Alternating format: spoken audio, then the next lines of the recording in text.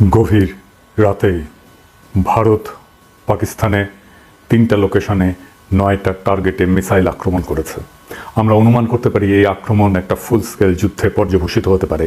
Pakistan army 2টা ভারতীয় jet ভূপাতিত করেছে। ভারতের মিসাইল আক্রমণে পাকিস্তানের 3জন নাগরিক নিহত হয়েছে, যার মধ্যে একজন শিশু। এই প্রসঙ্গে বহুল আলোচিত গাজওয়াতুল হিন্দ নিয়ে আমরা আজকে কথা বলবো। এইটা এমন একটা ধারণা নিয়ে যেটা একদিকে জিহাদের স্লোগান, আবার অন্যদিকে রাষ্ট্রীয় ভয়ের পুঁজি। গাজওয়াতুল হিন্দ শব্দটা শুনলেই কানে বেজে ওঠে ধর্মীয় যুদ্ধ, আগ্রাসন এবং এক গভীর ধর্মীয় আবেগের প্রতিধ্বনি। কিন্তু আসলে এটা কি? কোথা থেকে এলো এই কথা? আর কেন একবিংশ শতাব্দীতে এসে আবার মাথাচাড়া দিয়ে উঠেছে সেই পুরনো মিথ? আর কেনই বা বলছি এই গাজওয়াতুল হিন্দ সম্ভবত শুরু হয়েছে আর ভারত পরাজয়ের পথে অগ্রসর হচ্ছে? আসুন ইতিহাস, ধর্মতত্ত্ব এবং রাজনীতির সীমানা পেরিয়ে খুঁজে বের করার চেষ্টা করি এই ধারণার উৎস, ব্যবহার এবং পরিণতি সম্পর্কে। গাজওয়াত শব্দটা ইসলামী পরিভাষায় ব্যবহৃত হয় ওই সমস্ত যুদ্ধে যেখানে নবী রাসূল স্বয়ং অংশগ্রহণ করেছিলেন। আর হিন্দ মানে ভারত, এই দুটো শব্দ মিলে দাঁড়ায় হিন্দের যুদ্ধ। কিছু হাদিসে উল্লেখ করে ভবিষ্যতে মুসলমানরা হিন্দ বিজয় করবে, যেমন সুনান আল নাসাই এবং মুসনাদে আহমেদে একটা বর্ণনায় বলা হয়েছে, আমার উম্মতের একটা বাহিনী হিন্দের সঙ্গে যুদ্ধ করবে, আল্লাহ তাদের ক্ষমা করবেন। তবে ইসলামিক স্কলারেরা অনেকেই বলেন যে এই হাদিসগুলোর সনদ দুর্বল এবং এগুলোকে ঐতিহাসিক ভাষ্য হিসেবে ধরা যায়, কিন্তু তা দিয়ে আধুনিক রাজনৈতিক সহিংসতার বৈধতা পাওয়া যায় না। 20 শতকের শুরু থেকে বিশেষ করে পাকিস্তানের রাষ্ট্রনীতিতে গাজওয়াতুল হিন্দ হয়ে ওঠে এক কল্পিত ধর্মীয় আদর্শ।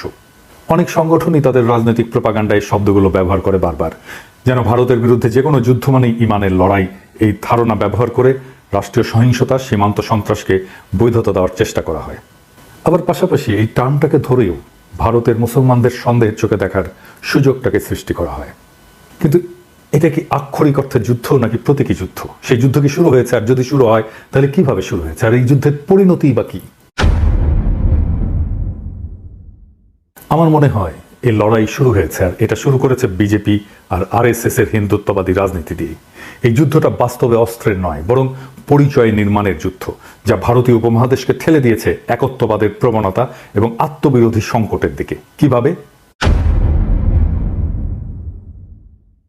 ইসলামকে মোকাবেলা করতে গিয়ে হিন্দুত্ববাদ হিন্দু ধর্মের আত্মবিনাশ ডেকে আনছে।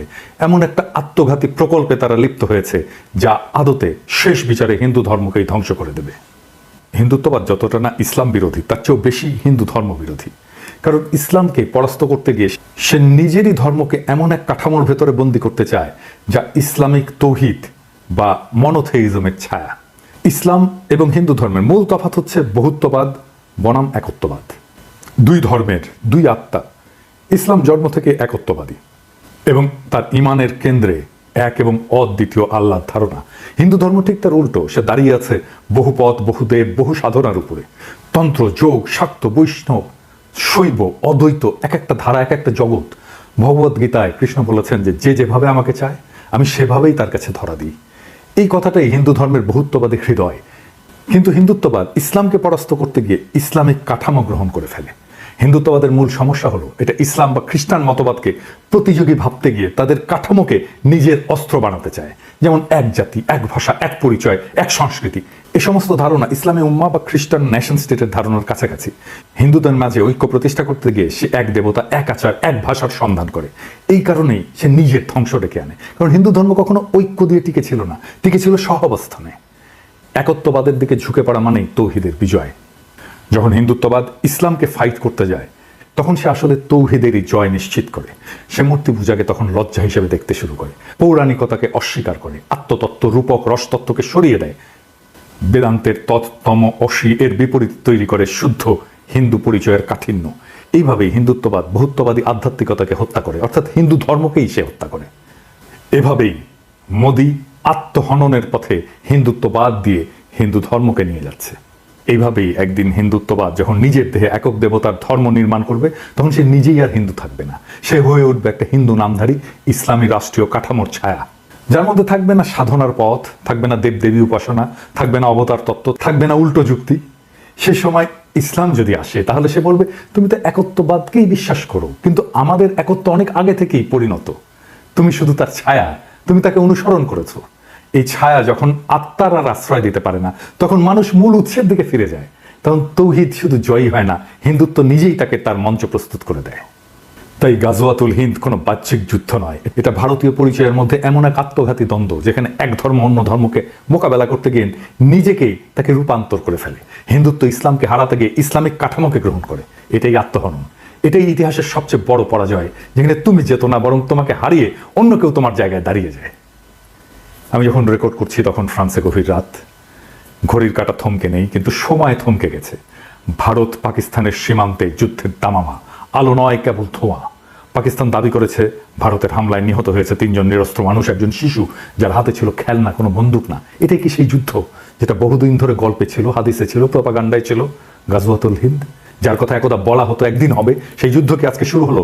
নাকি আমরা অনেক আগেই চুপচাপ নিজের ভেতরে সেই যুদ্ধ শুরু করে ফেলেছি? বিজেপি আরএসএস যখন হিন্দু রাষ্ট্র গড়ার নাম করে হিন্দু ধর্মের বহুত্ববাদকে খরচা করে ফেলে, তখন তারা ইসলামকে হারাতে গিয়ে তৌহিদের কাঠামো নিজের ধর্মে বসিয়ে দেয়। আর এভাবেই গাজওয়াতুল হিন্দ কোনো মুসলিম বাহিনীর হাতে নয়, হিন্দুত্ববাদের হাতে ভারতের ভেতরেই শুরু হয়ে যায়। এখন যারা বলবে ভারত জিতেছে, তারা হয়তো মৃতদেহ গুনছে না, কারণ এই যুদ্ধে পরাজয় মানে শুধু শত্রুর জয় নয়, নিজের পরিচয় হারিয়ে ফেলা, নিজের আধ্যাত্মিকতাকে পোড়ানো, নিজের ধর্মকে কাঠিন্যে মুড়ে দেওয়া। হিন্দুত্ব যখন অদ্বৈতবাদ দিয়ে এক পথে হাঁটতে চায়, তখন সে নিজেই নিজের সমস্ত পথ হারায়। আর তখন ইসলাম আসলে আর কিছু করেও না, সে শুধু দাঁড়িয়ে থাকা দেখে কিভাবে তার প্রতিদ্বন্দ্বী নিজেকেই প্রতিলিপি করে ফেলে। এই যুদ্ধের শেষে কি থাকবে?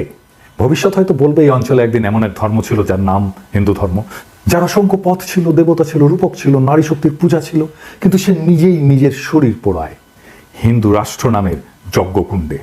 এই হলো গাজওয়াতুল হিন্দ, যেখানে শত্রু বাইরের কেউ নয়, শত্রু হয়ে ওঠে নিজের ভেতরের ভয়, প্রতিক্রিয়া আর পরিচয়হীনতা।